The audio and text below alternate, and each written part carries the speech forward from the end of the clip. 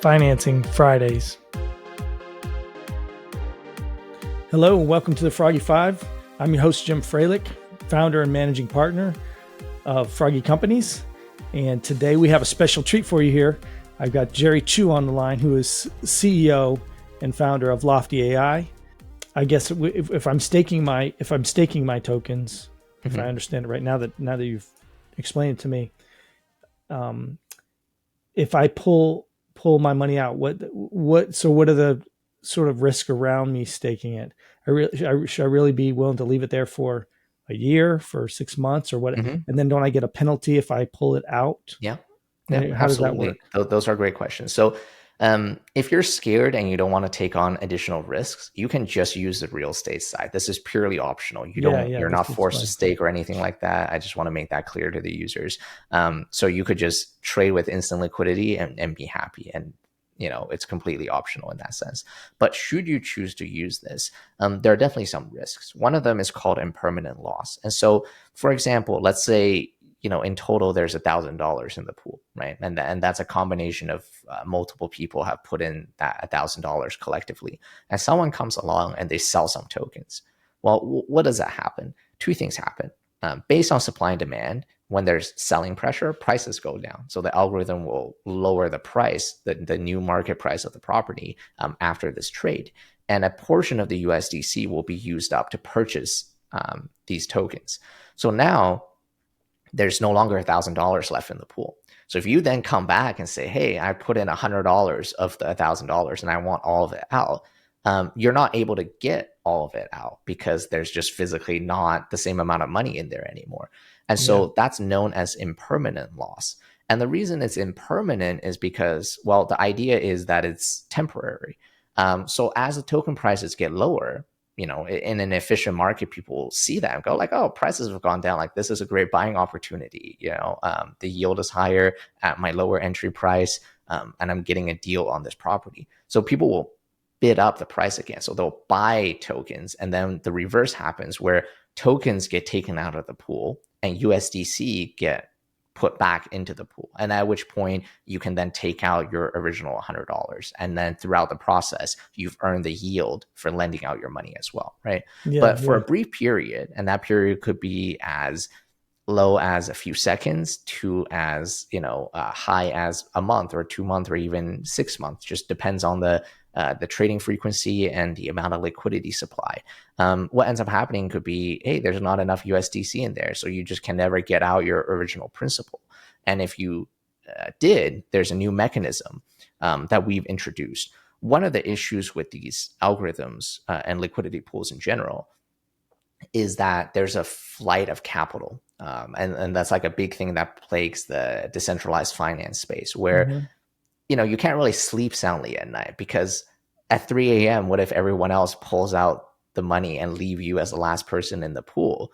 And then they get their money out, but you can't get your money out, right? So it's all speed based, like who gets out the door fastest. But that creates this perverse incentive where everyone's scared. And so everyone's trying to get out constantly, and liquidity doesn't actually stay in the pools, which is, not what you want. So we actually created this new mechanism where when the pool is imbalanced, right, there's not enough liquidity on one side, and you try to pull out more capital from that pool to further imbalance the pool, you would actually be charged a penalty fee. So you can do it if you're happy to pay the fee, right? But there is a penalty fee associated with it.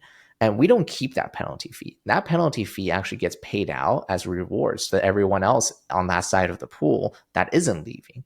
So now the incentives have been completely flipped, where in reality, and the penalty fee is variable. So the more you put the pool out of imbalance on your withdrawal, the higher your penalty fees will be, right?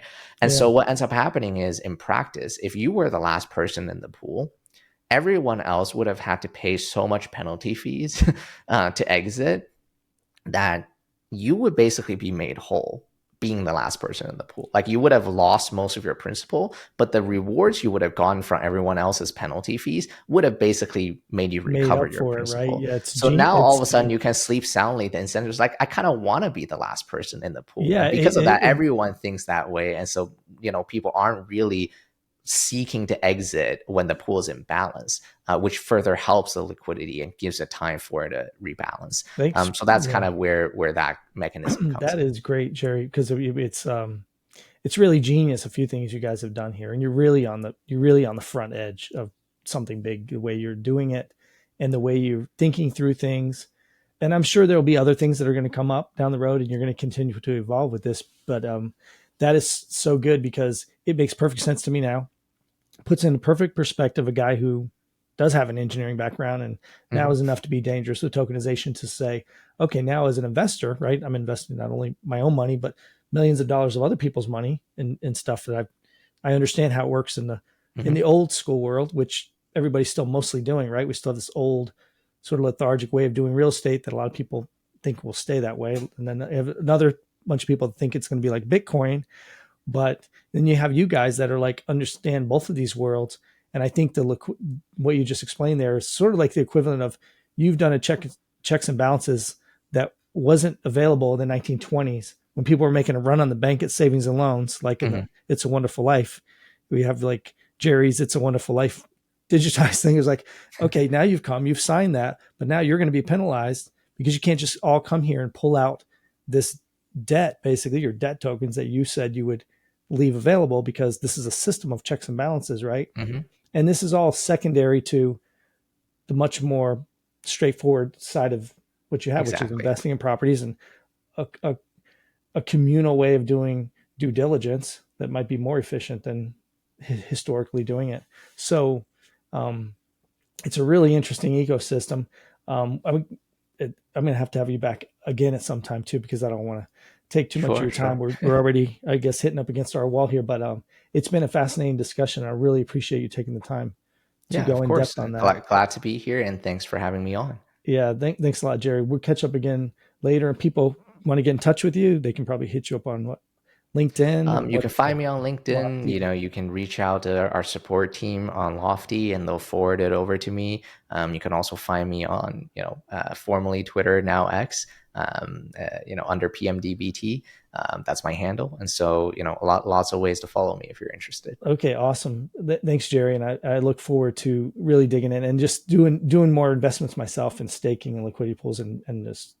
Yeah, absolutely. And, don't be shy. You have any questions, you know how to contact me. Feel free to reach out whenever. Happy to chat with our users. Thanks a lot, Jerry. Thanks a lot, Jim. Hey, thanks for having me on. If anybody else wants to find out more about what we're doing, please come to froggycompanies.com. Check out our 3 different business areas. We also have the Froggy Fund 1 that's now open for up to $18 million. We're going to be investing that $18 million across a diverse number of assets, cash flowing and ground up. And I'm really excited about this fund and really confident that we can outperform most of the other people out there in terms of what we invest in and how we do our due diligence and the type of partners we put together. So it's great talking to you, and see you next time.